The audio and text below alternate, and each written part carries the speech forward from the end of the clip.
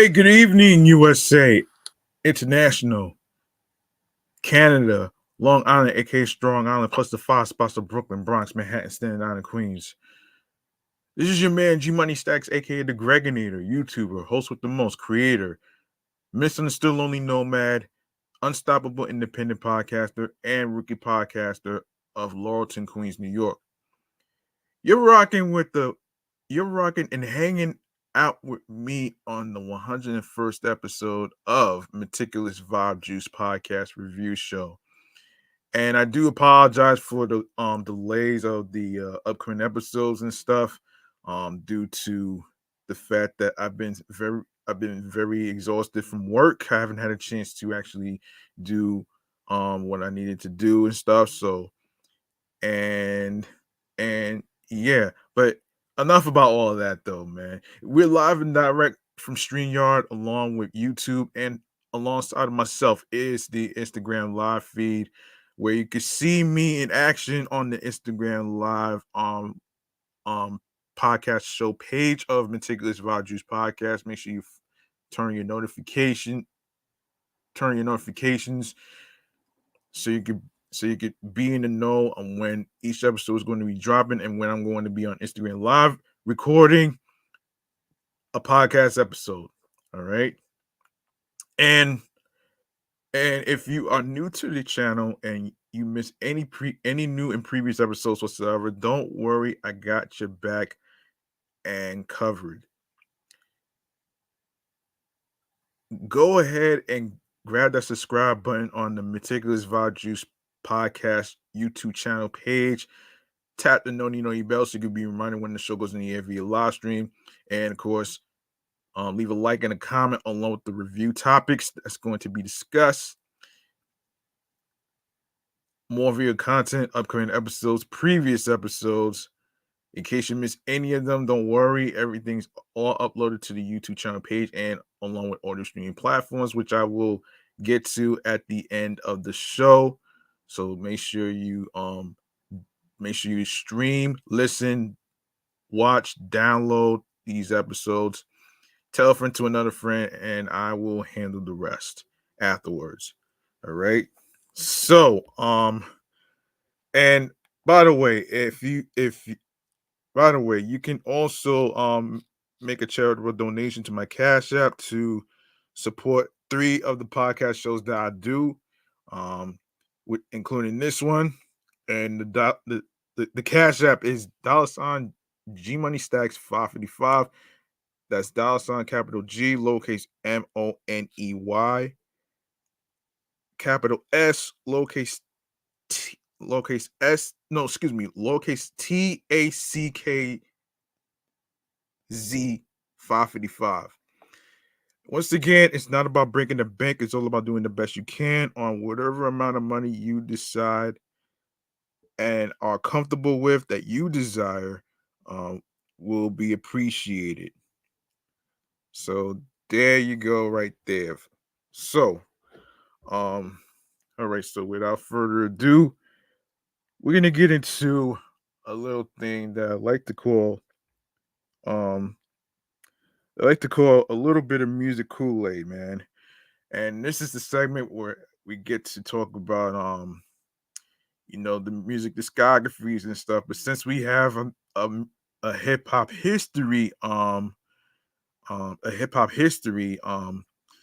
topic to talk about involving Common, so grab your drinks, grab your water, your juices, your mimosas, and all the other stuff, and take a sip of this music Kool-Aid. All right, let's get into it.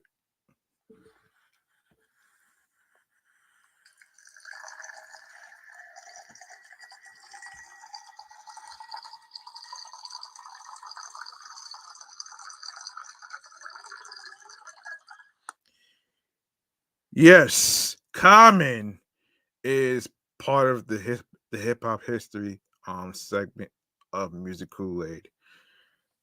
Now, all right, so on this day in hip hop history, Chicago rap icon Common released his fifth studio album, Electric Circus. This album may have not been Common's most commercially successful release, selling under 300,000 copies, but it was one of his most highly anticipated and critically acclaimed albums. Hmm.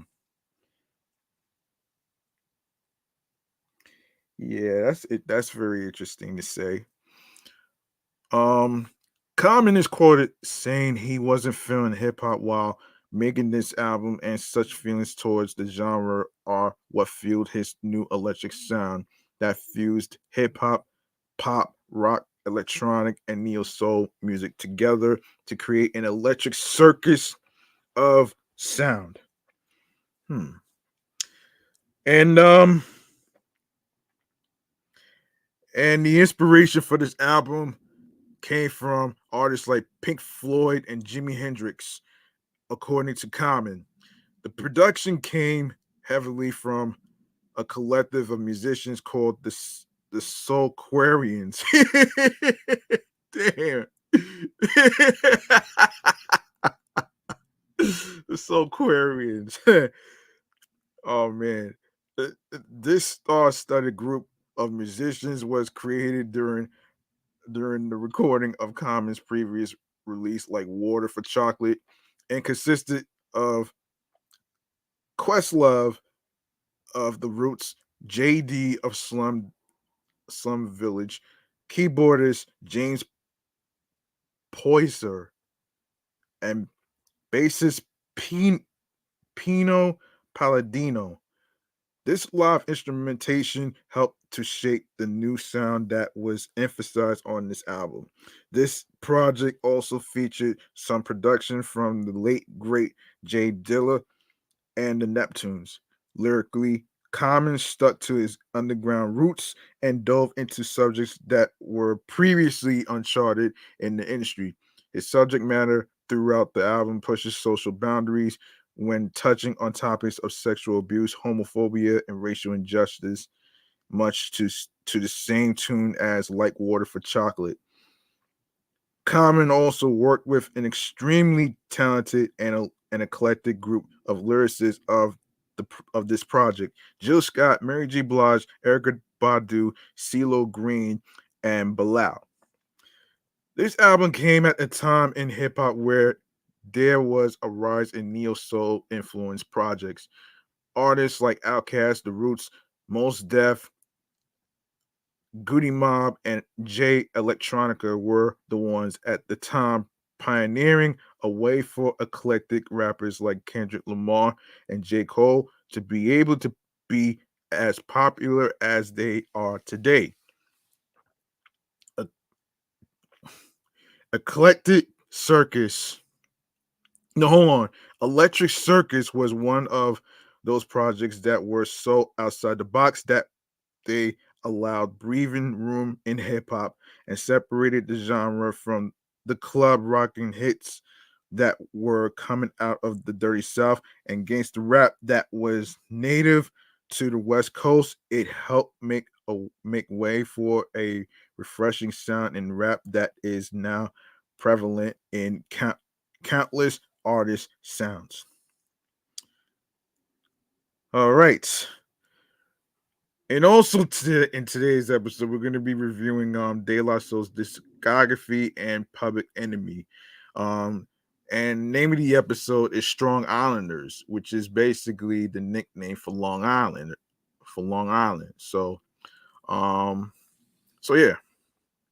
So yeah, De La Soul it is. Yes, De La Soul is an American hip hop trio formed in 1988 in the Amityville area of Long Island, New York. Of course, that's where the whole rated R horror movies took place.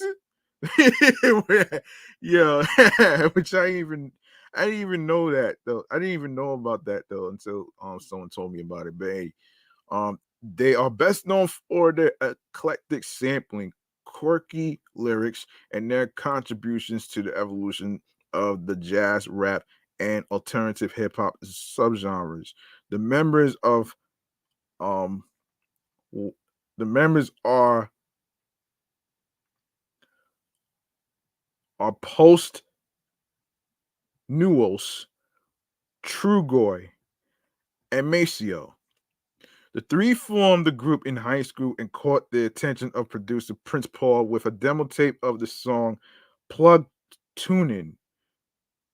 With its playful wordplay, innovative sampling, and witty skits, and the band's debut album, 3 Feet High and Rising, has been called a hip hop masterpiece. Hmm. Yes. The album was the band's biggest commercial success to date, with subsequent ones selling progressively less despite receiving high praise from critics. They were influential in the early stages of rapper after Most Def's career and are a core part of the Spit Kicker collective. They are the second longest standing native tongues group after the Jungle Brothers. In 2006, the group won a Grammy for their collaboration with Gorillaz on the single Feel Good Inc. In early 2015, they announced plans to release a Kickstarter funded ninth studio album and the anonymous Nobody. In September 2015, which was released on August 26, 2016, the album tracks are said to be the result of improvised jam sessions.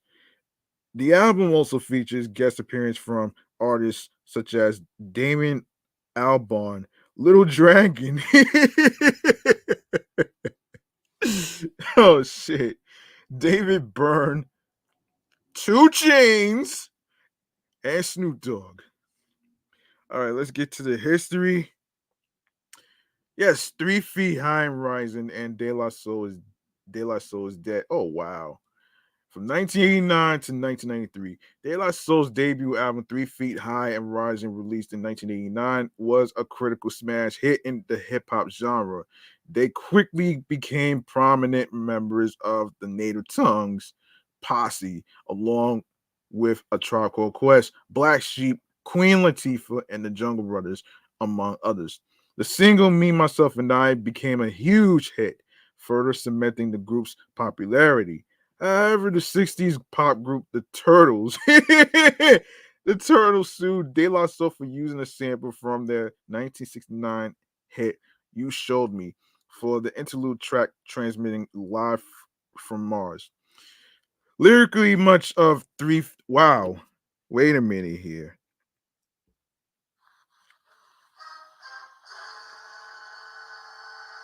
Yes, 3 Feet High and Rising. Wait, hold on a second. Wait, hold on a second though. Yes, three.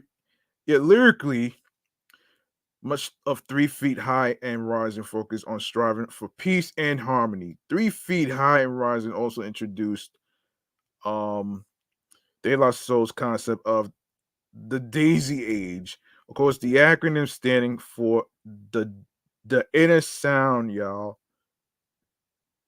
As a result, audiences were quick to peg the members of De La Soul as hippies. This stereotype greatly agitated the group's members as they always envisioned their career as a constantly changing style. This frustration would influence their next recording sessions. In the press kit for 3 Feet High and Rising, the members explained their stage names. Trugoy, when reverse spells yogurt, because he likes yogurt. Um, Post Nuos, spelled backwards, is Sound Sop. The album artwork was designed by radical British artist collective The Grey Organization. De La Soul's second album, De La Soul is Dead, 1991, was a much more mature album. It featured a wealth of material that criticized the violent, careless direction that hip hop was heading in at the time, though it still managed to maintain a light, absurd sense of humor. The cover of the album features a broken daisy flower pot symbolizing the death of the daisy age and the imagery that went along with it. The album spawned several singles, including The Dark, Millie Pulled a Pistol on Santa,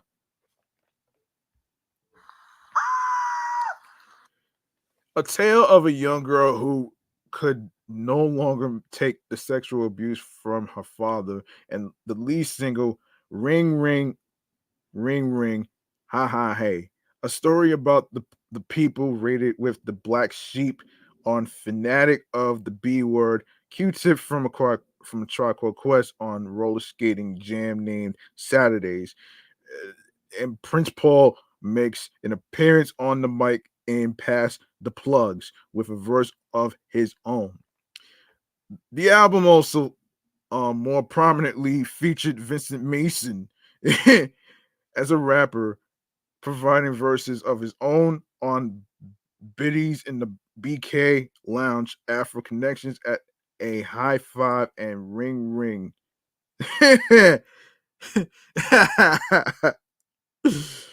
Yeah.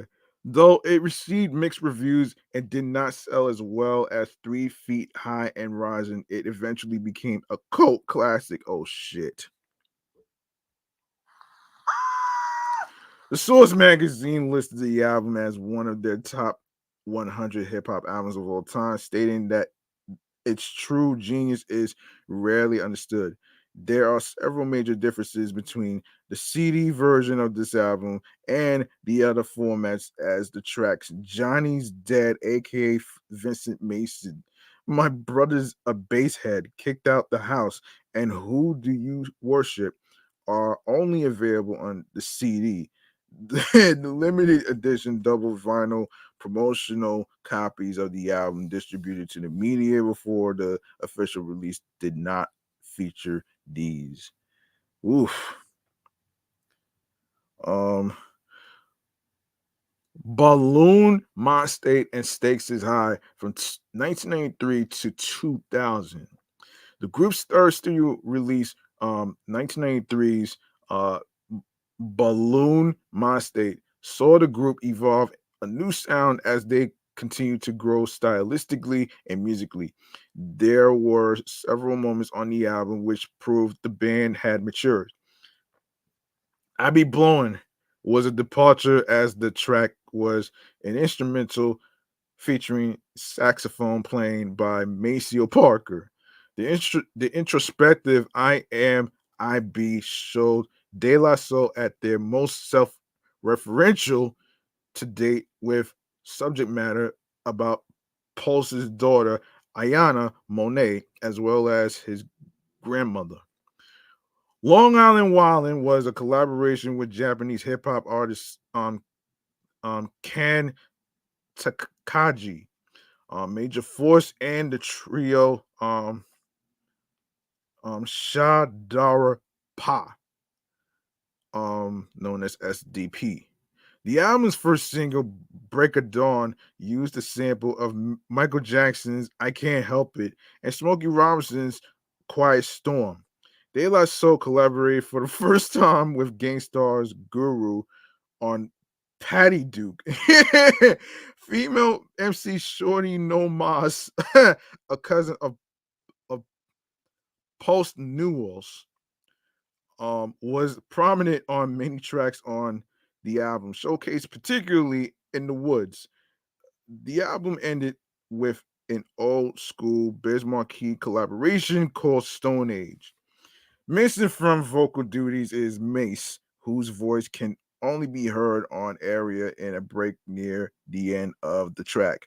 Also, rarely featured is his scratching, which was heard often on previous albums, with only In the Woods showcasing his talent in that area.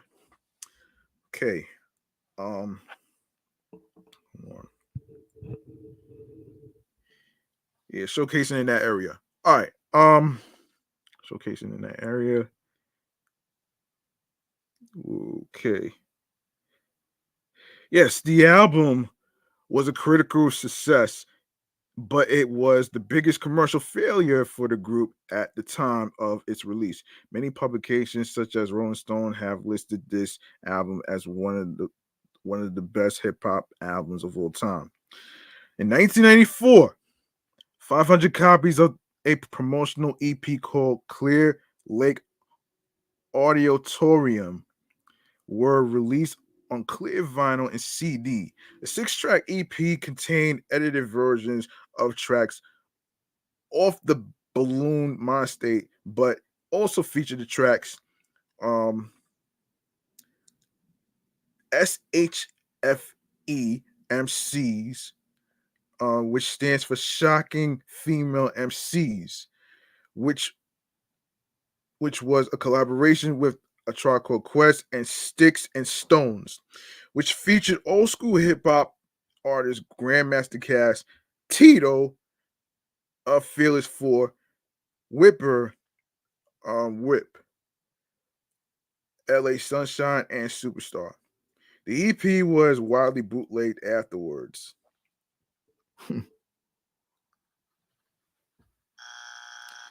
Stakes is High. 1986 was the first album not produced by Prince Paul, with overall production credits given solely to the trio. Although it was met with poor sales, it has been critically lauded for its music lyricism and its overall message concerning the artistic decline rap music began to face in the mid 90s. The title track and first single, produced by Jay Dilla, was not a hit, but the album's second single,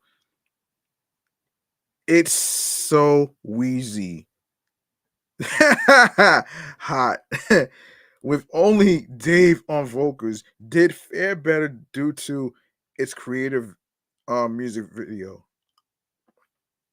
The album spawned a third single, Four More, featuring um featuring what is it, Jeanne? Yeah, yeah, Jeanne, which peaked at number 52 in the UK. The album did not the album did provide a launching pad for future star rapper and actor Mos Def, who appeared on the track Big Brother Beat. The album also featured collaborations with Common, Truth, Enola, and the Jazzy Fat Nasties.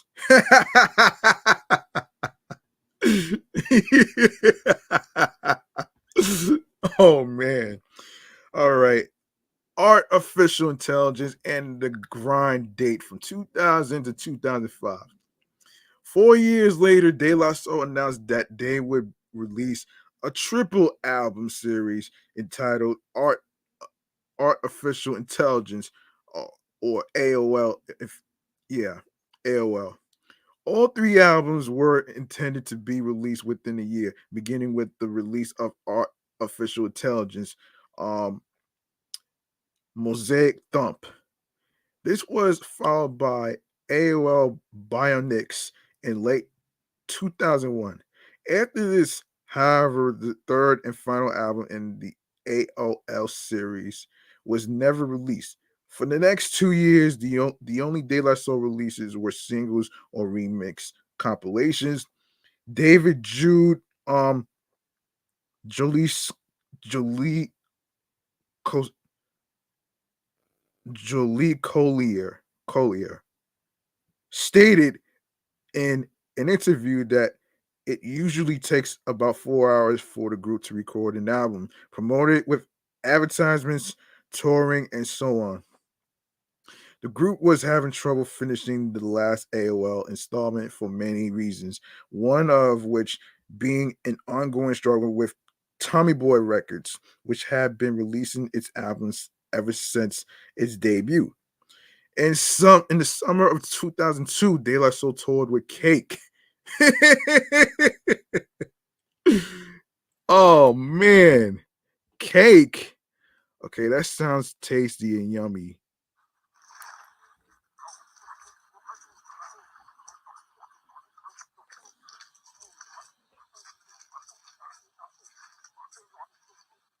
Modest Mouse.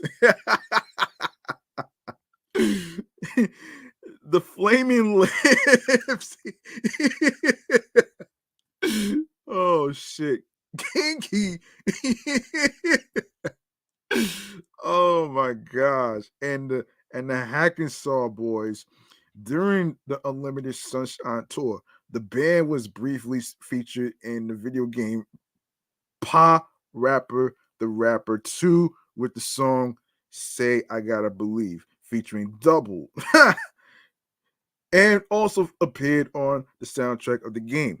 In 2004, De La Soul released a new full album, The Grind Date, on Sanctuary BMG Records because the venture between Tommy Boy and Warner Brothers Records was shut down and the group's contract was shopped to the other WEA labels. The band thought about having its contract absorbed by um, Electra Records, but it decided to leave WEA altogether.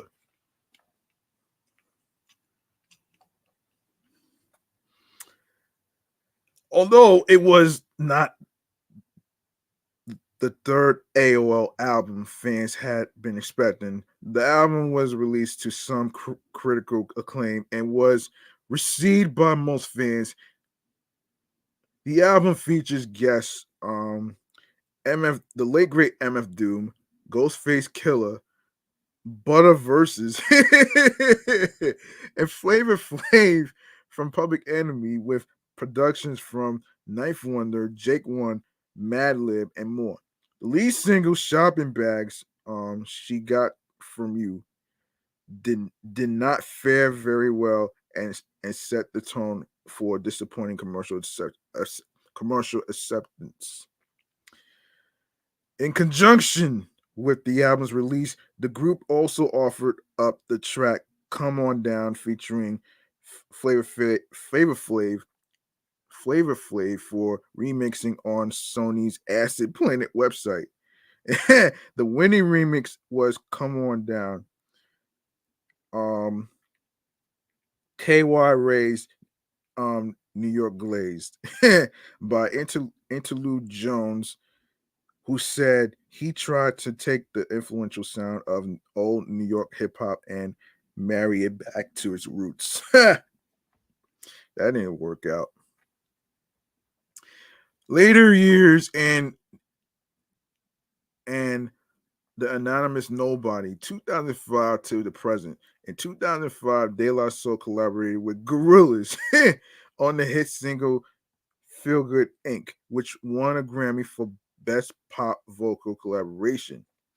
After being nominated for a total of 3 Grammys, De La Soul also appeared on the LA Symphony single Universal and Post News collaborated with the Portuguese MC Boss AC on a track called Yo. The following year, they released mixtapes, hip hop mixtape, a cover mount with British dance magazine Mixmag, and The Impossible Mission TV series Part 1, a release on the group's own AOL Records label.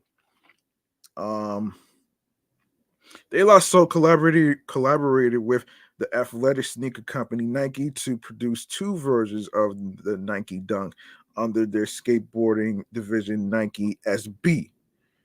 In 2008, the group joined a Tribe Called Quest, Nas, Tech Nine, The Far Side, and others on the annual Rock the Bells tour and were honored at the 5th annual VH1 Hip Hop Honors. Later in the year, they collaborated with Dan Lasek versus Scrobius Pip on a re-recording of the British group's debut single "Thou Shalt Always Kill." Thou Shalt Always Kill. Damn. De La Soul returned as a guest on the third Gorillaz studio album, Plastic Beach, alongside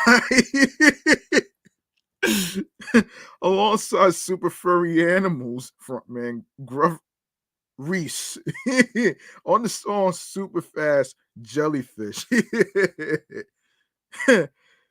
2 other collaborations were recorded but did not make the final cut for the album.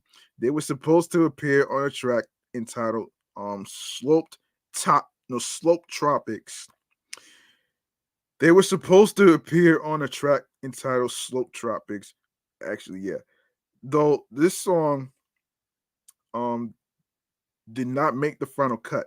The group remixed indie rockers Yo La Tango's single Here to Fall for the Here to Fall remixes EP, which included remixes by RJD2 and Pete Rock, and were featured on a remix of Matt and Kim's single Daylight by DJ Troublemaker. In 2011, the group earned top 5 rankings on both NPR and Soul Train's year and best of list, with the Amerigo Gazaway produced De La Soul Fila Kuti mashup Fila Soul. De La Soul and Nike released Are You In? Nike Plus Original Run, which was the group's first original material since the Impossible Mission TV series Part 1. The album features Raheem Devon as well as production from the Chicago-based duo Flostradamus.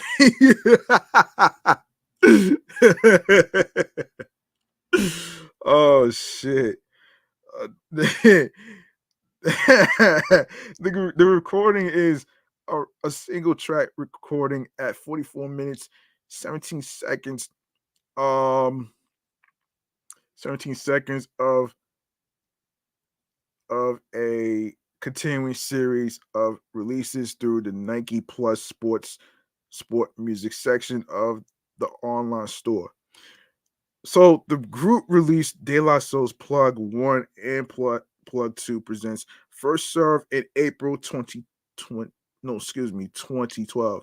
An album that did not feature any contributions from Maceo. With very little promotion, the album was released to positive reviews. This was followed by releasing one track a month during 2013. In March 2015, De La Soul created a Kickstarter to help fund their upcoming album. It surpassed the original goal of $110,000 in under 10 hours. Excuse me about that. The resulting album and The Anonymous Nobody was released in August 2016. Originally planned for an April release, but delayed due to rights issues. The full length was preceded by 4-track EP for Your Pain and Suffering and the single Pain featuring Snoop Dogg. Um, the album was nominated at the 59th Grammy Awards for Best Rap Album. De La Soul was featured on the track Moments on Gorilla's 2017 album Humans, on Leap of Faith by Mr. Jukes, alongside Horace Andy, and on Tom Mish's 2018 single It Runs Through Me, a 10th studio album featuring production contributions from Pete Rock and DJ Premier, will reportedly be released by Mass Appeal Records.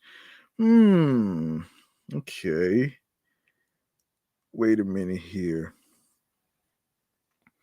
Hold on. I know one of the songs that I didn't really know about that was featured in a what is it? It was in an N1 commercial. I thought it was called Eagle Tripping, but I forget which album it was off of. Hold on a second. Hold on a minute here. If I could look for yeah, wait. So Eagle Tripping. Let me see. Let me see. Hold on a minute here.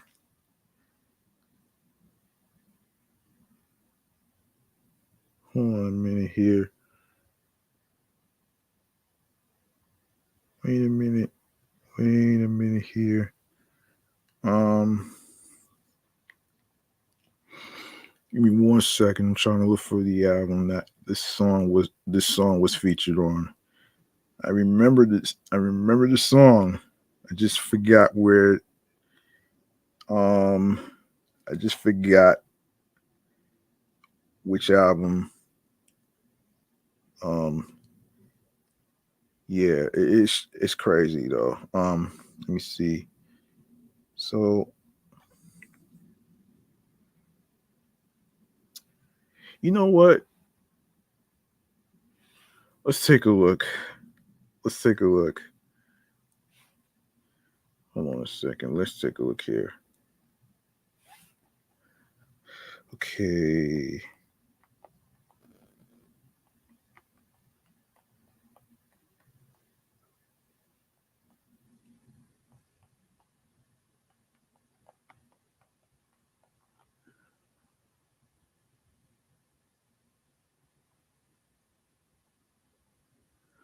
Oh, wait a minute.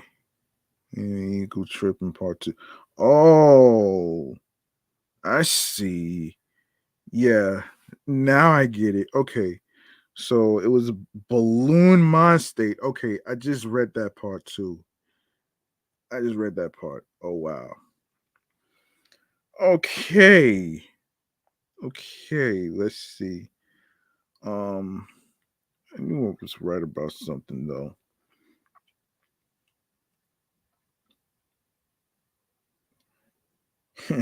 Eagle tripping part two.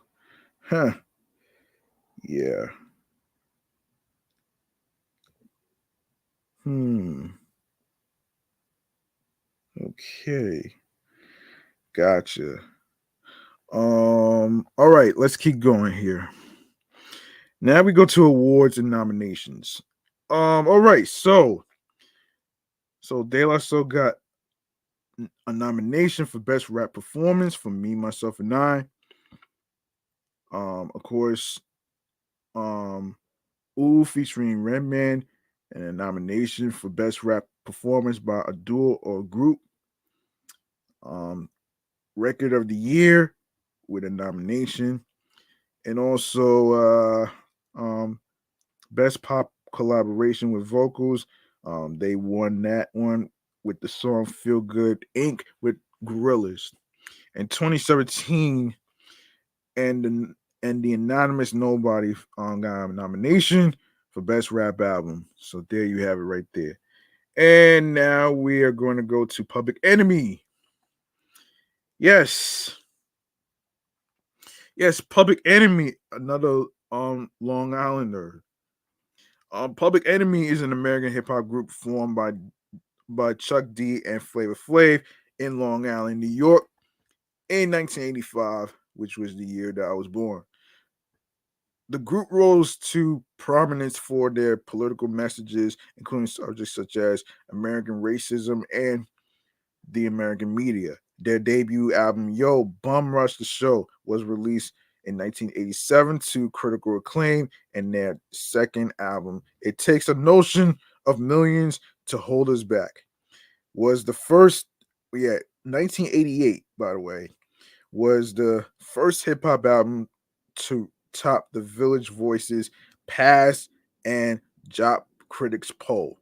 Their next three albums, Fear of a Black Planet, 1990, Apocalypse, 91, The Enemy Strikes Back, 1991, and Music in Our Mess Age, 1984. Yeah, Fear of a Black Planet is 1990. All right, so we're yes, were also well received. The group has since released 12 more studio albums, including the soundtrack to the 1988 sports drama film He Got Game, and a collaborative album with Paris Rebirth of a Nation, 2006. Okay, Public Enemy has gone through many lineup changes over the years, with Chuck D and Flavor Flav remaining the only constant members. Co-founder Professor Griff left in 1989, but rejoined in 1998 before parting ways again some years later.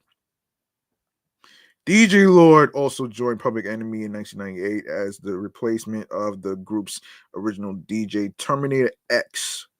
In 2020, it was announced that Flavor Flav had been fired from the group. His firing was later revealed to be a publicity stunt that was called an April Fool's Day prank. Public Enemy, without Flavor Flav, would also tour and re- record music under the same name of Public Enemy Radio, which consists of the lineup of Chuck D, Jahi, DJ Lord, and the S1Ws. Public Enemy's first four albums during the late 1980s and early 1990s were all certified either gold or platinum and were according to music critic Robert Hilburn in 1988. In quote, the most acclaimed body of work ever by a hip hop act. Critic Stephen Thomas um, Erlerin called them the most influential and radical band of their time. They were inducted into the Rock and Roll Hall of Fame in 2013, and they were honored with the Grammy Lifetime Achievement Award at the 62nd Grammy Awards. Okay, let's go to yes. So wait. I don't know if I read this. Okay, so 1985 to 1987 formation in early years. Public Enemy was formed in 1985, which is the same year as De La. Well, yeah, yeah, same as De La Soul. By Carlton Ridenour, which is Chuck D, and William Drayton, aka Flavor Flav, who met at Long Island's Adelphi University in the mid 1980s, developing his talents as an MC with flavor while delivering furniture for his father's business. Chuck D and Spectrum City, as the group was called, released the record Check Out the Radio, backed by Lies, a social commentary, both of which would influence Rush Productions, Run DMC, and Beastie Boys. Chuck D put out a tape to promote WBAU and to fend off a local MC who wanted to battle him. He called the tape Public Enemy number one because he felt like he was being persecuted by people in the local scene. This was the first reference to the notion of a public enemy in any of Chuck D's songs. The single, created by Chuck D with a contribution by Flavor Flav, though this was before the group uh, Public Enemy was officially assembled. Um, Hold on a minute here. Yeah. Okay. Okay. Wait. Um. Where was I? 1980s. Yes. Let's see. Okay. Yes. Wait a minute. Wait. Let's see. Yes, this was the first reference to the notion of a public enemy in any of Chuck D's songs. The single was created by Chuck D with a contribution by Flavor Flav, though this was before the group Public Enemy was officially assembled. Around 1986, Bill Stepney, the former program director at WBAU, was approached by Sam Molderig, who offered Stepney a position with the label. Stephanie accepted, and his first assignment was to help fledgling producer Rick Rubin and signed Chuck D, whose song Public Enemy #1 Ruben had heard from Andre Dr. Dre Brown. According to the book, The History of Rap Music by Cookie Lomo, Stephanie thought it was time to mesh the hard-hitting style of Run DMC with politics that addressed black youth. Chuck recruited Spectrum City, which included Hank Shockley, his brother Keith Shockley, and Eric Vietnam Sadler, collectively known as the Bomb Squad, to be his production team, and added another Spectrum City partner, Professor Griff, to become the group's Minister of Information.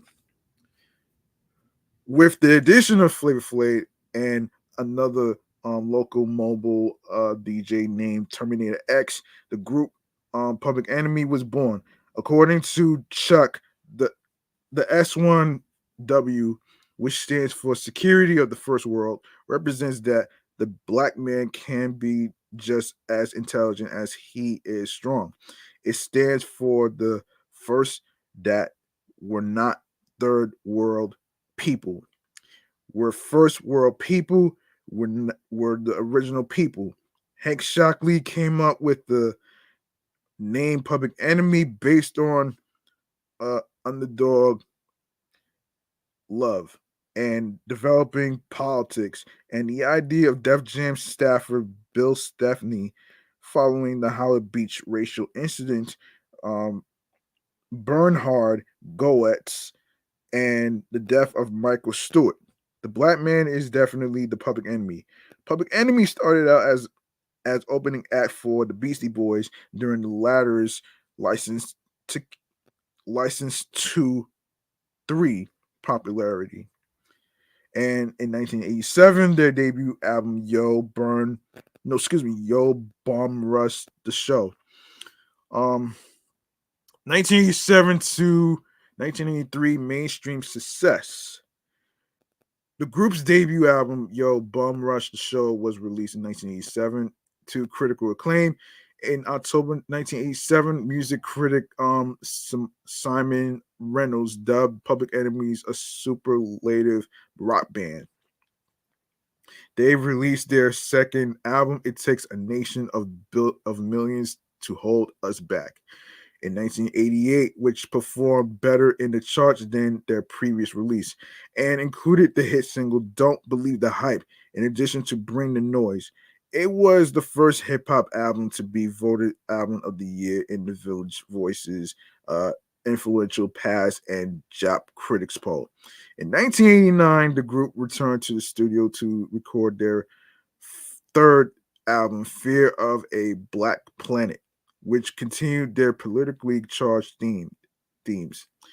The album was supposed to be released in late 1989, but was pushed back to April of 1990. It was the most successful of any of their albums, and in 2005 was selected for preservation in the National Recording Registry. It included the singles Welcome to the Terrordome, written after the band was criticized by Jews for Professor Griff's anti-Semitic comments. 911 is a joke, which was criticized emergency response units for taking longer to arrive at emergencies in the black community than those in the white community. And Fight the Power, yes. Fight the Power is regarded as one of the most popular and influential songs in hip hop history. It was the theme song. It was the theme song of Spike Lee's "Do the Right Thing." The group's fourth album, Apocalypse '91, The Enemy Strikes Black, continued this trend with songs like Can't Trust It, which addressed the history of slavery and how the black community can fight back against oppression. I don't want to be called yo nigga. A track that was issued with the use of the word nigga.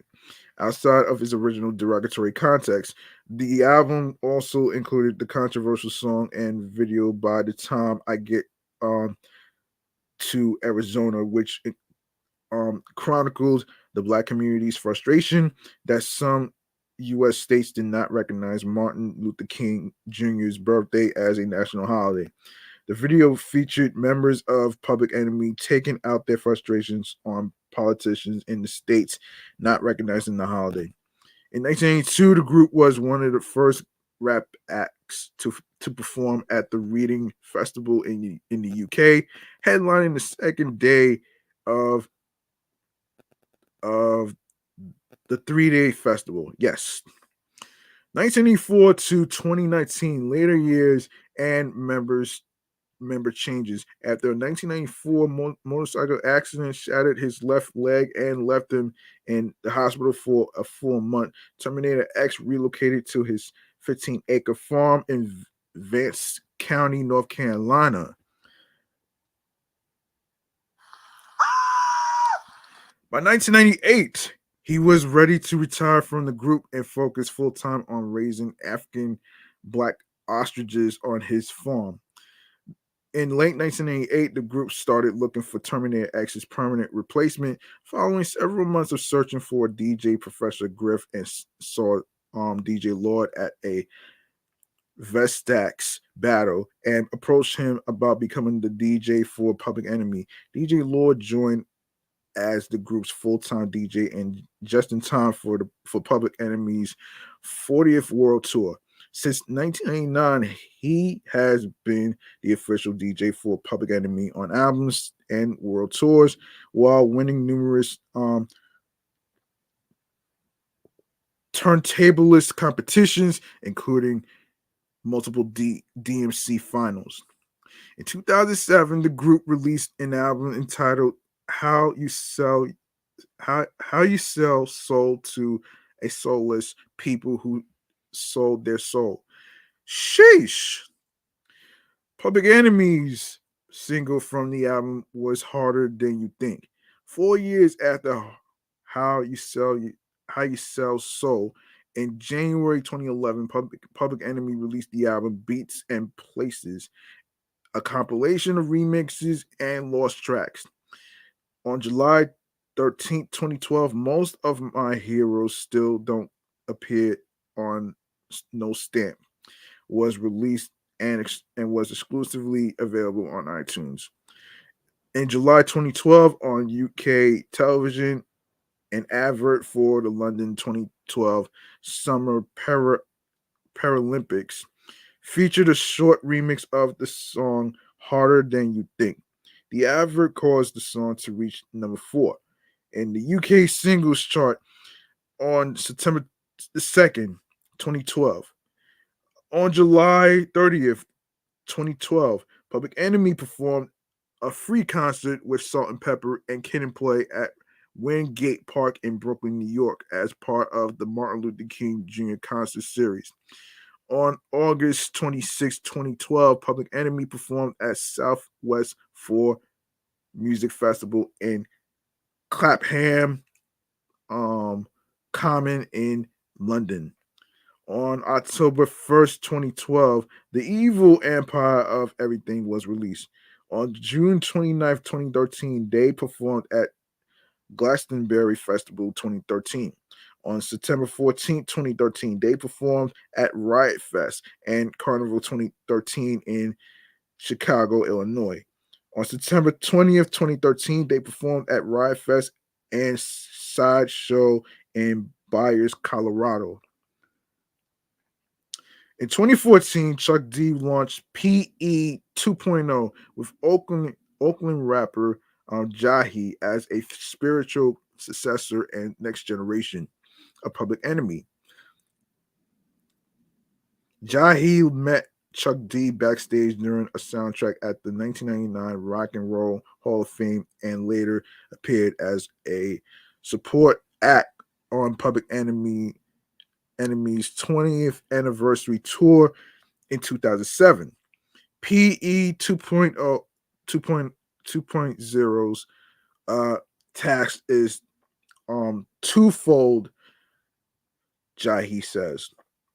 to take select songs from the PE catalog and cover or revisit them, as well as new material with members of the original Public Enemy, including DJ Lord, Davey DMX, Professor Griff, and Chuck D.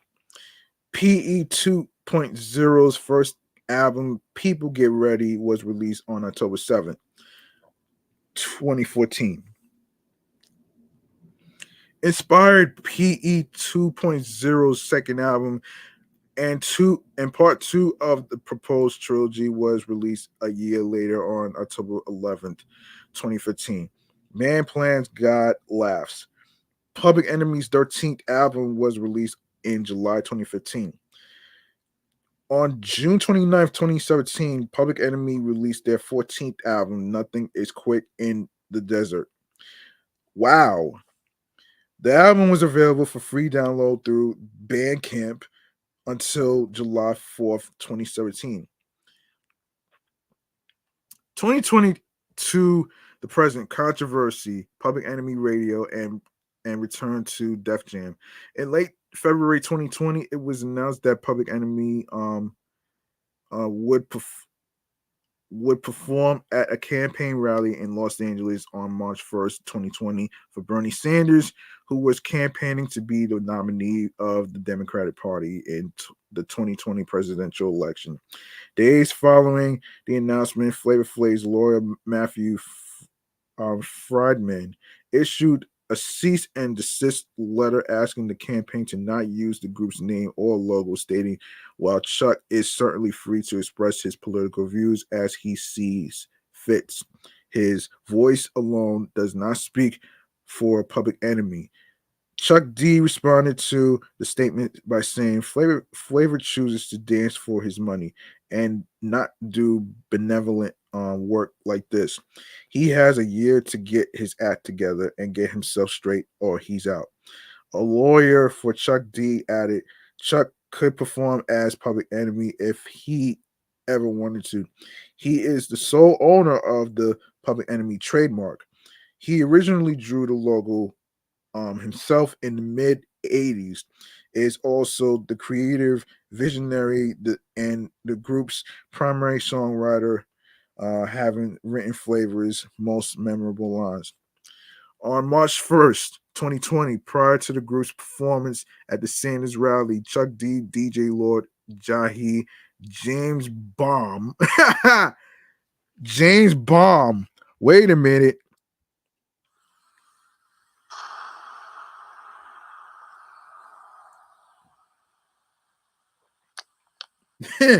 James Bomb. Wow.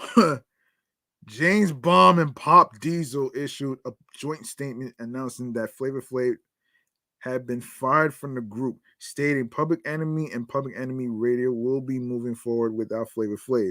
We thank him for his years of service and wish him well. The statement also claimed Flavor Flav has been on suspension since 2016 when he was MIA from the Harry Belafonte benefit in Atlanta, Georgia. That was the last straw for the group. He had previously missed numerous live gigs from Glastonbury to Canada, album recording sessions, and photo shoots. He always chose to party over work. On March 2nd, 2020, it was announced that Public Enemy Radio would be releasing the album Loud Is Not Enough, which was due for release in April 2020. The album was to feature the lineup of Chuck D, DJ Lord, Jahi, and the S1Ws. And according to a statement from the group, it will be taking it back to hip hop's original DJ and turntablist foundation. On April 1st, 2020, it was revealed Flavor Flav's firing was a publicity stunt to gain attention and provide a commentary on disinformation, with Reuters claiming that Chuck D and Flavor Flav concocted a fake split to grab attention and highlight media bias towards reporting bad news about hip hop. And in an interview with rapper Talib Kweli, Chuck D stated that the stunt was inspired by Orson Welles. 1938 radio drama, The War of the Worlds. In response, Flavor Flav tweeted, "I am not a part of your hoax, and there are more serious things in the world right now than April Fool's jokes and dropping records. The world needs better than this. You say we are leaders, so act like one." On June 19th, 2020, Public Enemy with Flavor Flav released the single and music video for their anti-Donald Trump song, State of the Union. Chuck D stated, "Our collective voices keep getting louder. The rest of the planet is on our side, but it's not enough to talk about change. You have to show up and demand change. Folks gotta vote like their lives depend on it, because it does." In 2020, the group returned to Def Jam and released their 13th studio album, What You Gonna Do When the Grid Goes Down, on September 25th, 2020. Wow. As far as the legacy goes, Public Enemy made contributions to the hip hop world with sonic experimentations as well as political and cultural consciousness, which infused itself into skilled and poetic rhymes. Critic Stephen Thomas Erlewine wrote that PE brought in elements of free jazz, hard funk, even musique concrete via its producing team, the Bomb Squad, creating a dense, ferocious sound unlike anything that came before. Public Enemy held a strong pro-black political stance. Before PE, politically motivated hip hop was defined by a few tracks by Ice-T, Grandmaster Flash, and the Furious Five, Curtis Blow, and Boogie Down Productions.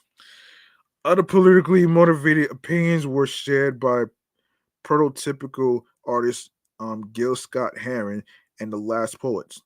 PE was a revolutionary hip hop act whose entire image rested on a specified political stance.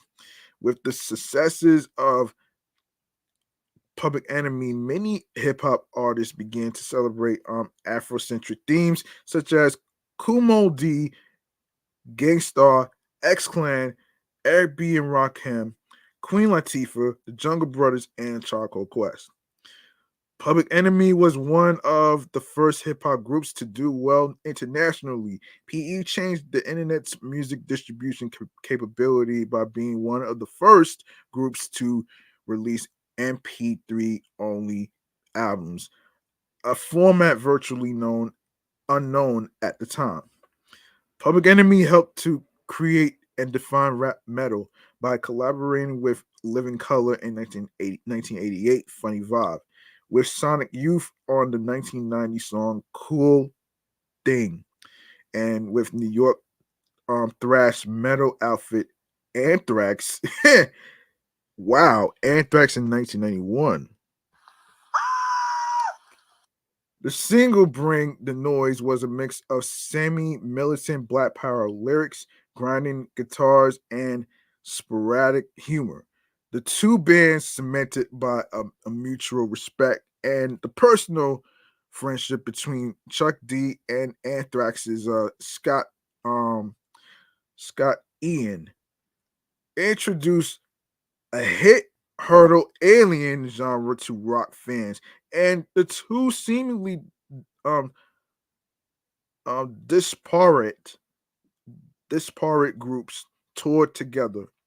Flavor Flav's um pronouncement on stage that they said this tour would never happen um has become a legendary comment in both rock and hip hop circles. Metal guitarist Vernon Reid of Living Color contributed to Public Enemy's recordings, and PE sampled Slayer's Angel of Death halftime riff on She Watched Channel Zero. Um, Members of the Bomb Squad produced or remixed works for other acts.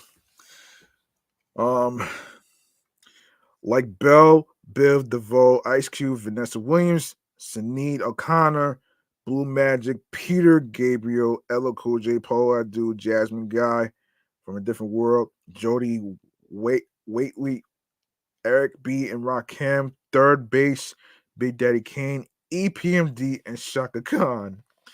According to Chuck D, we had tight dealings with MCA Records, and we're talking about taking three guys that were left over from New Edition and coming up with an album for them. The three happened to be Ricky Bell, Michael Bivins, and Ronnie DeVoe, later to become Bell Biv DeVoe. Ralph um, Tresvant had been slated to do a solo album for years. Bobby Brown had left New Edition and experienced some solo success beginning in 1988. And Johnny Gill just had just been recruited to come in, but he had come off a solo career and could always go back to that.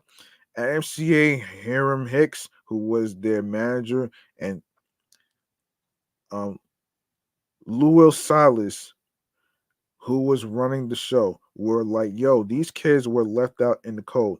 Can y'all come up with something for them? It was a task that Hank, Keith, Eric, and I took on to try to put some kind of hip hop flavored R&B shit down for them. Subsequently, what happened in the 4 weeks of December 1989 was that the Bomb Squad knocked out a large piece of the production and arrangement on Bell Biv DeVoe's 3 million selling album Poison.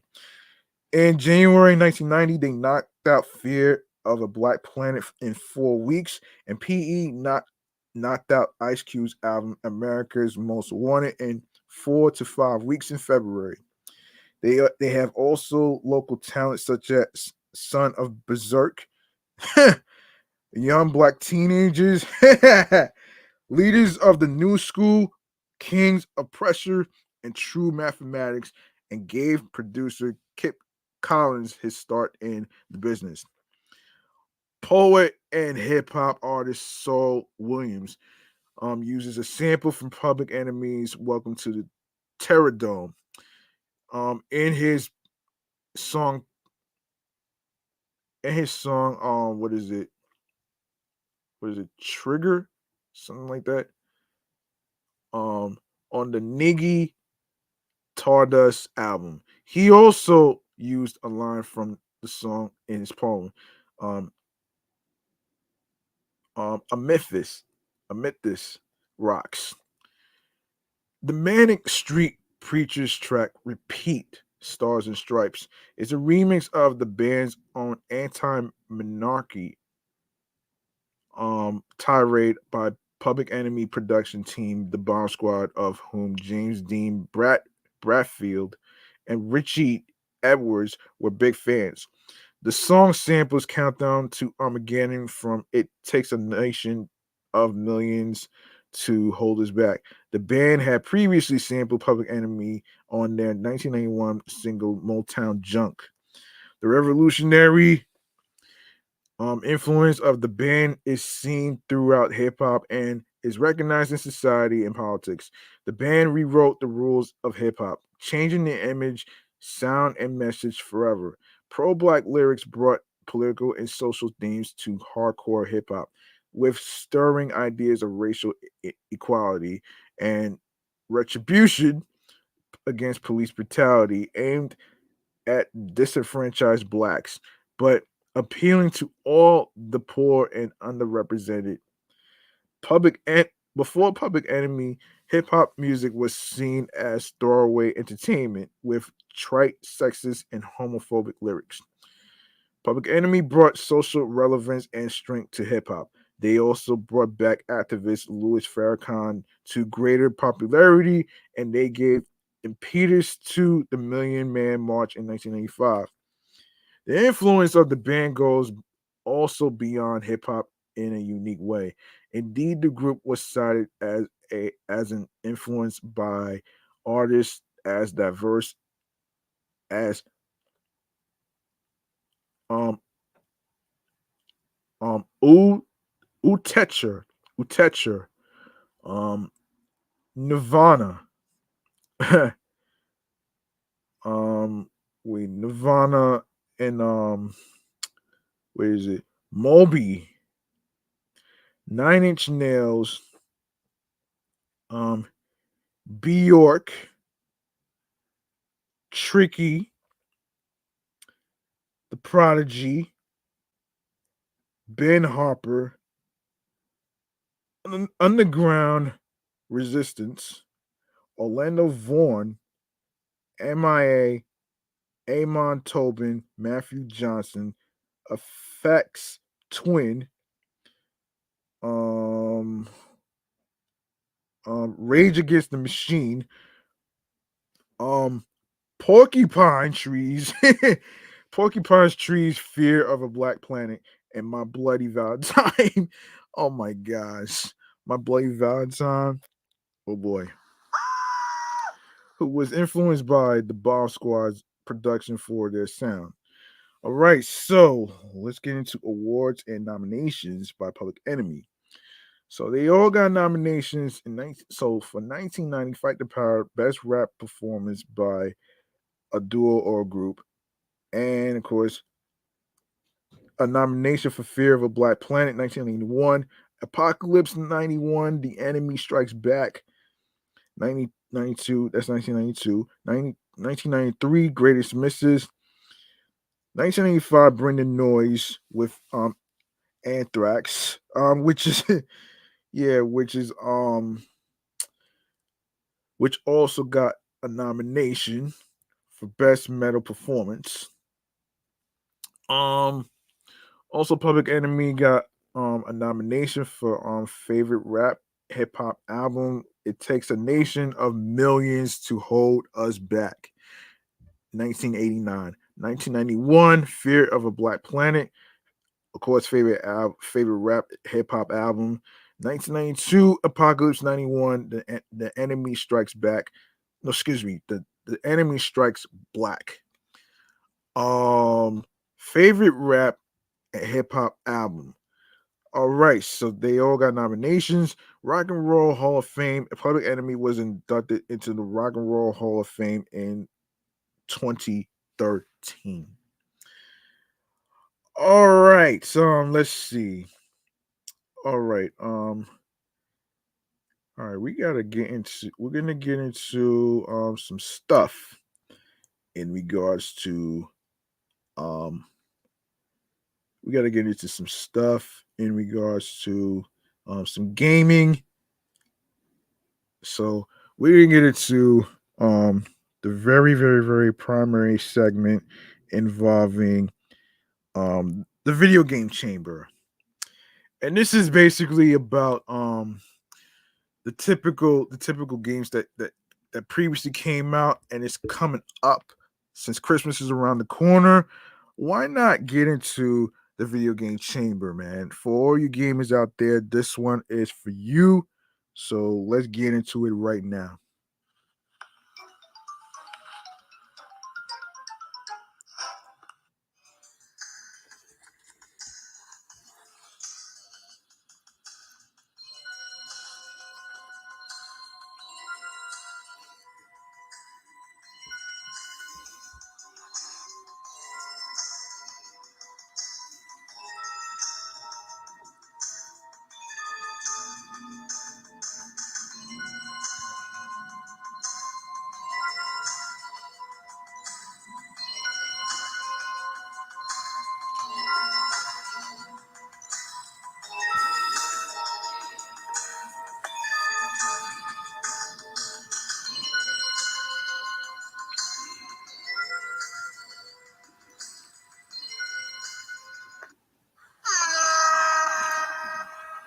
Since we're in the month of December and Christmas is around the corner, why not go over some games that already came out already, alongside with what's coming up this week and of course next week included as well. So let's get into the first game of what happened in December 1st, which is Eastward.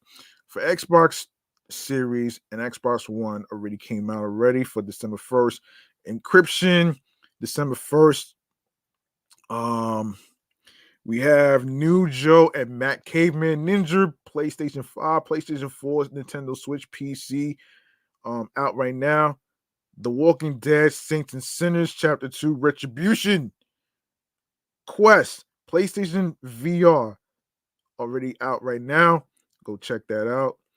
WRC Generations, Nintendo Switch, December 1st.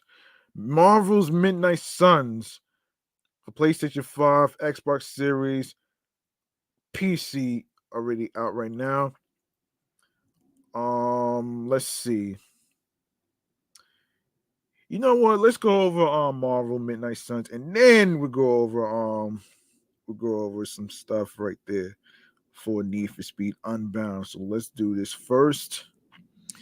I'm sorry for being far behind, a little far behind actually, due to the rescheduling of the recording podcast episodes. So play enough games and you start to develop an eye for the ones that are going to demand a lot of your time and focus. Within minutes, I knew um Phyrexis, comic book powered adventure with the Marvel superheroes would be one of those games filled as it is with numerous currencies, cosmetics, and gameplay systems. Midnight Suns is a strategy RPG of tremendous depth, character development in both storytelling and upgrades, and many dozens of hours of gameplay to uncover. While the repetitive nature of the storytelling structure is sometimes a chore, the combat is top notch. It injects the slow paced XCOM tactical experience.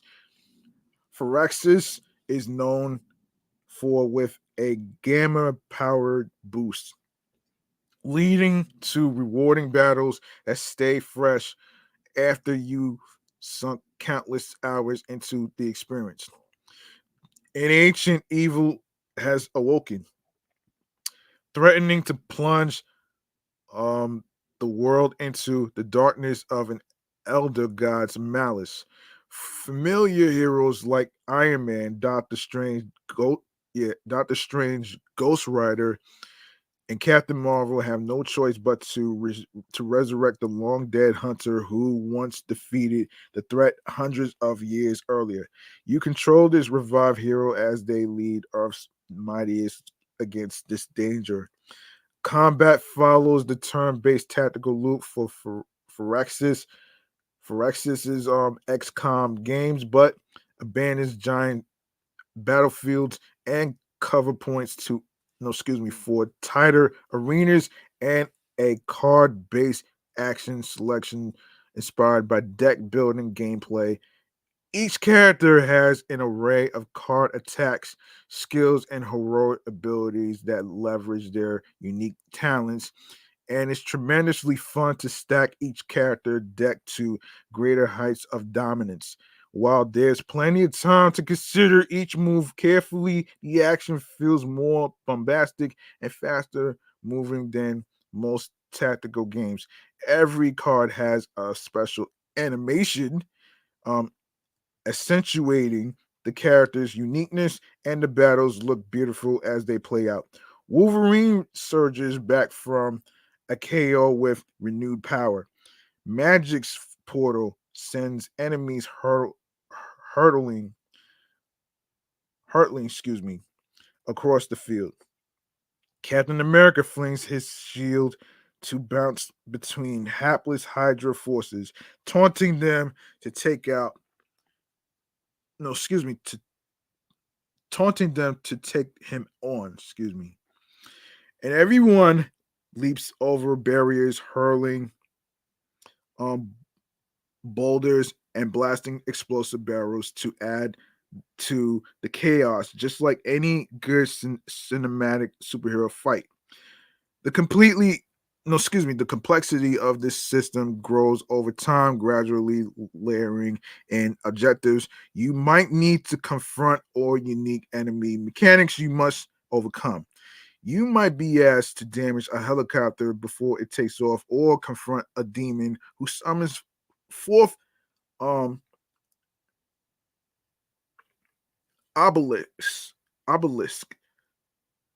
Every turn that must be smashed if you don't want to be overwhelmed. Get deep, get deep enough into the game, and you even start to see some fascinating puzzle challenges crop up where you must complete a particular task using only certain cards or other constraints. Phyrexis built a robust and exciting combat engine and leverage many ways to keep it engaging and new. In between battles, you return to the Abbey, a sprawling social and exploration space.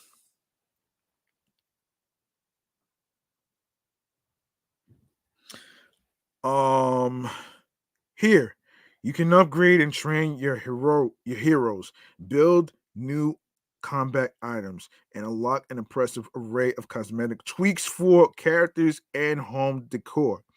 The grounds of the Abbey also house a um mystically infused adventure game of secret clues, arcane tre- treasure chests, and story snippets about the past. It leads to some intriguing discoveries, but can sometimes distract from the flow of the main story.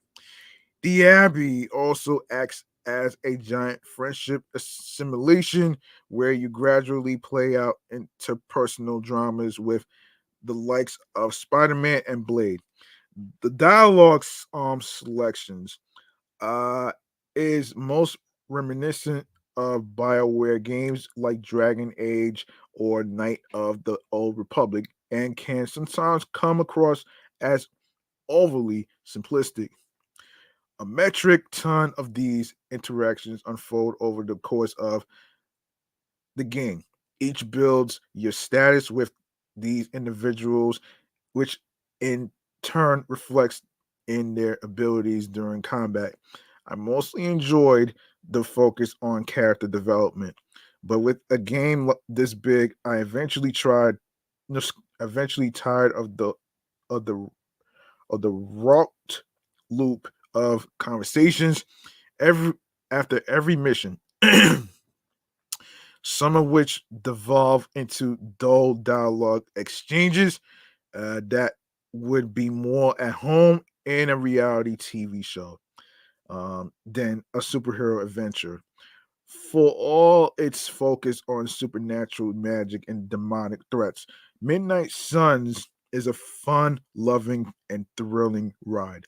XCOM strategy, fans won't be disappointed. The format changes still result in a gratifying combat flow, but this is a more approachable and story driven experience than Phyrexis has previously attempted, filled with some of the most recognizable pop culture heroes of the moment.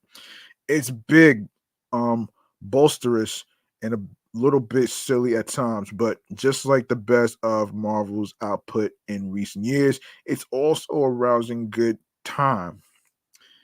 And of course, and yes, so that really sums it up.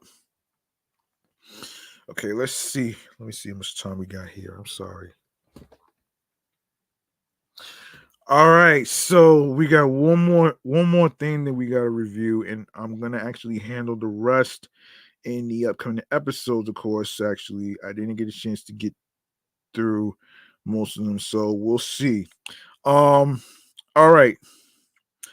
So the next game to review is Need for Speed Unbound. This is interesting, actually, man. Yeah, that's crazy, man. This is an interesting game, actually, and and for those of you who haven't heard of Need for Speed franchise and Need for Speed Unbound, which recently just came out, actually, it's for PlayStation 5, Xbox Series, PC, and PC. And of course, developer Criterion Games, Electronic Arts, publisher genre is racing, and it's already out right now. So you go check it out for yourself. Um so you go check it out for yourself. So I don't think there's been a review for this. So let's hold on a second. Hold on a minute here. Yeah, let's get into the review. I'm sorry. All right, so yes, since its inception nearly 3 decades ago, Need for Speed's best entries have combined style and substance to produce thrilling homages to the street racing scene. Need for Speed Unbound feels like the ultimate realization of that philosophy, creating one of the franchise's best in years. Sliding into the driver's seat of the nearly 150 cars in Need for Speed Unbound feels terrific. Blasting down a straightaway in a McLaren delivers a remarkable sense of speed, but nailing a corner drift in a Mitsubishi feels just as good. Actions like drifting and drafting will actually fill your boost gauge, creating a satisfying rhythm in the moment to moment racing as you flow, from one move to the next. Dis- Distinct visual effects permeate nearly every moment of Need for Speed Unbound, making it one of the most stylish racing games I've played. Though the city and vehicles maintain their photorealistic looks from past games, the characters are cel shaded cartoons. These two contrasting styles sound like they should clash, but they work in tandem to create a refreshing um amal- amalgamation. Um Hold on, let's look at what amalgamation is. So for those of you who may not know what that is, let's see. Amalgamation. Let's take a look at this. Okay, so amalgamation is the action process or result of combining or uniting.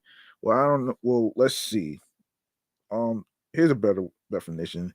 An amalgamation is a combination of two or more companies into a new entity. Al- Amalgamation is distinct from a merger because neither company involved survives a legal entity. Instead, a completely new entity is formed to house the combined assets and liabilities of both companies. So that's pretty much what that is, though. That's what that is. Let's see. Unbound Further's leans into stylization by adding street art inspired flourishes to the car as you drift, boost, and jump off ramps. I appreciated the neon colored smoke during a tight corner, but the tag that pops up when your boost is full sometimes block my view during critical points in the race. As you take to the open streets of the fictional city of Lakeshore, you have a bevy of events from which to choose. You can take part in linear races, lap based circuits, head to head contests, and drifting events, not to mention the various collectibles and challenges scattered throughout the city. These each present exciting challenges, but my favorite event is Takeover, which puts you in a tight course and rewards you for drifting, boosting, hitting ramps, and smashing targets. Need for Speed Unbound's single player story centers on a betrayal and subsequent rise of the city's underground racing scene.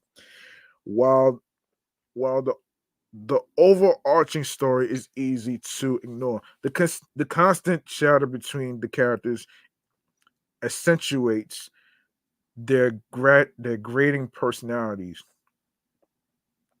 Rivals um repeat hackneyed lines throughout each race. While open world exploration is often interrupted by calls from your annoying manager or radio segments featuring hand fisted politician um, curry catchers. After my first few hours, I turned down the dialogue in the menu. However, I actively enjoyed hearing from Rydell, the owner of the garage and father figure to your creative character, as his conversations deliver some truly earnest moments despite this game's brash style. Cop chases have been a critical element of the Need for Speed formula, and Unbound implements them in an effective manner. Each event and chase in which you participate raises your heat level for that day, with higher heat spelling more relentless police officers with better vehicles at their disposal. I often left the base model police cruisers in the dust at heat level 1, but as the heat ranks climbed and the cops broke out more capable vehicles, tension crept throughout my body as I gripped my controller tighter. Making it back to a safe house with high heat can be daunting. I often rerouted my path to avoid kicking off a lengthy chase, though I usually escape the darker of knowing that any money I earn in that session would be lost if I'm apprehended creates adrenaline fueled affairs. Though the few times I was caught made me want to talk, no, made me want to walk away with in frustration. Um, the exhilaration of a high stakes escape is difficult to match. Unfortunately, cop chases are absent from the game's online suite. This wouldn't be such a letdown if I could reliably find full events. However, since the online side just dumps you into a lakeshore instance with 15 other players who seem more interested in exploring the city than racing, the online races themselves are often sparsely populated. Once you are in a race, the servers are stable and the crossplay works well. But I was disappointed my garage progress and story didn't carry over, leaving me ill prepared for my early races. Thankfully, the generous rewards system let me catch up fast, but I missed the upgraded vehicles to which I grew accustomed from the story. Need for Speed Unbound feels like a foundational entry for where the series could go from here.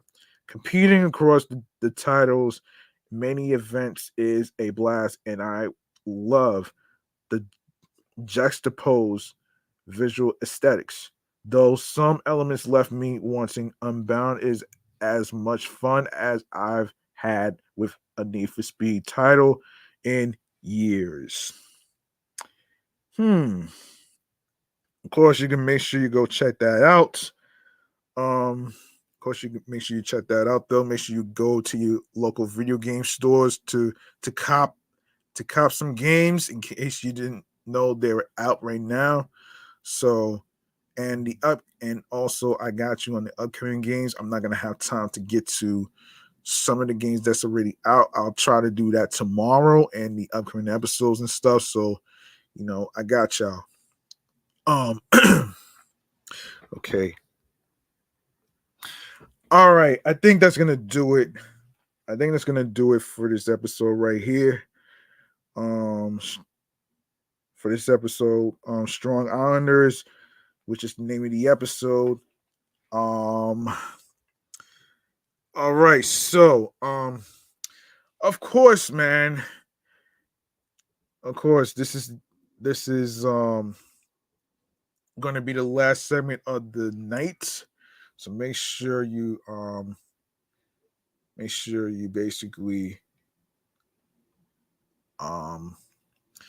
basically um tune in and stuff. So our last segment of the night is stream choices on the go, man. Let's do this. Let's do this thing.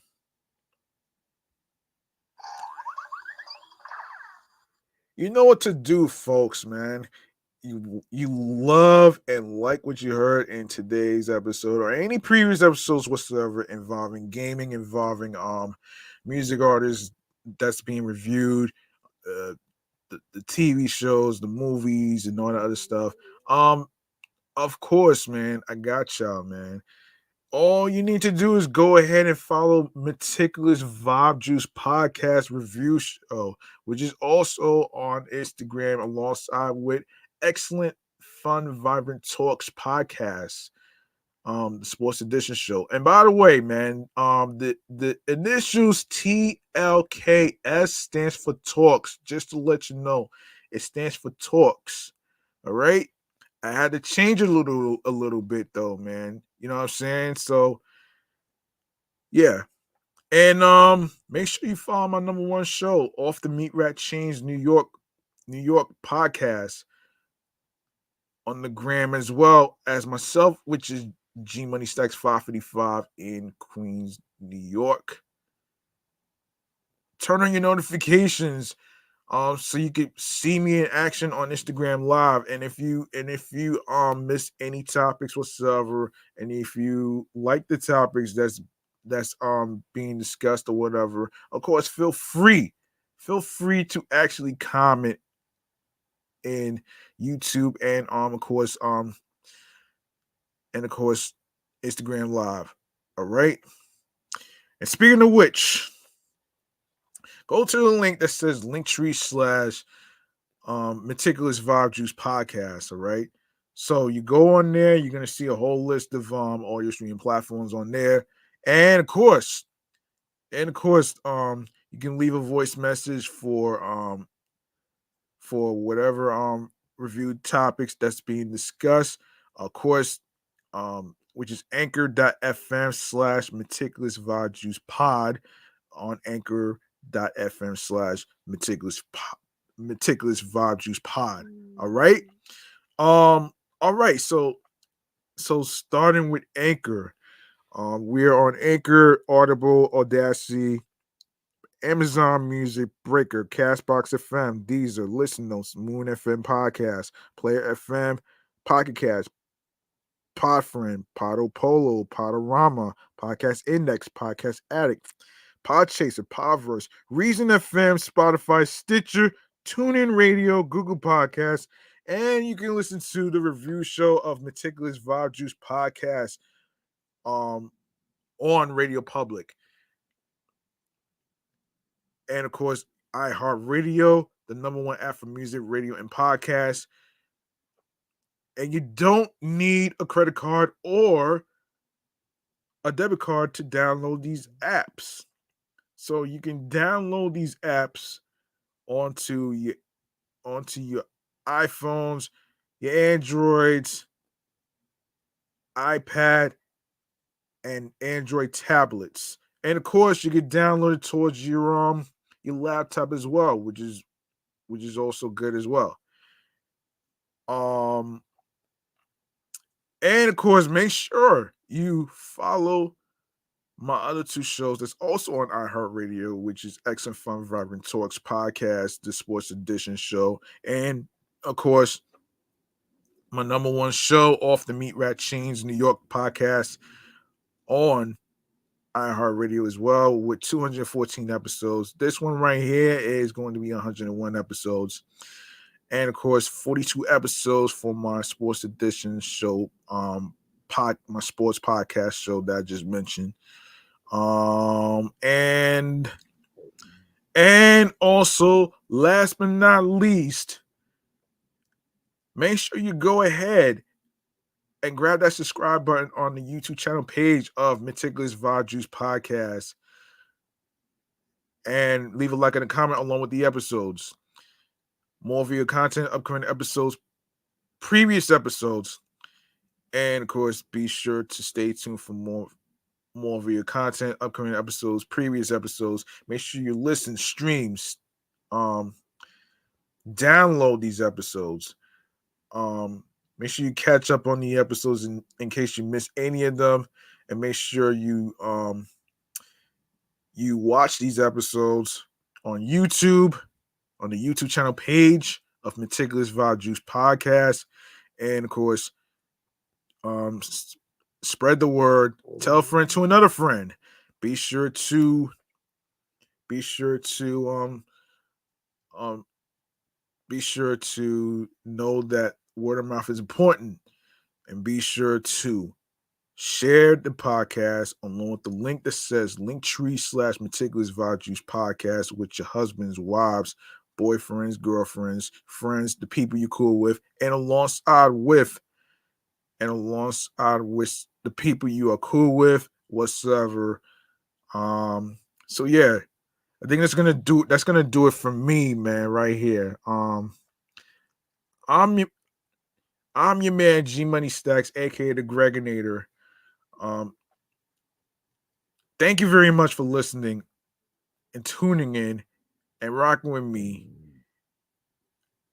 on this episode right here, Strong Islanders. And of course, to be sure to remember the grind doesn't stop. Hard work pays off. If you want something, you have to work hard for it and you have to earn it. New York wasn't built in a day. So understand that you have to trust the process. And of course, find and look for something that clicks and sparks to you, that gets you into your zone creatively, mentally, physically, and spiritually. All right. And most importantly, be confident in what you do. Find your voice. And of course, get your creative juices flowing that gets you into your zone alongside with some tunnel vision. All right. So that's it, man. I'm out of here. I'm off this shit. G Money Stacks, aka the Gregonator, is clocking out. I'll see y'all next time in the next episode. And I hope y'all did your early Christmas shopping already, since Christmas is around the corner. Peace and one love. I hope y'all enjoyed your weekend. And I'll see y'all next time in the next episode. And of course, tune in next time on Meticulous Vibe Juice Podcast, where I go over some of the Bobby Shmurda projects that came out this year, and everything else. So you gotta stay tuned. Peace and one love, and have yourselves a good night, folks. Sheesh. I'm out of here. Gee.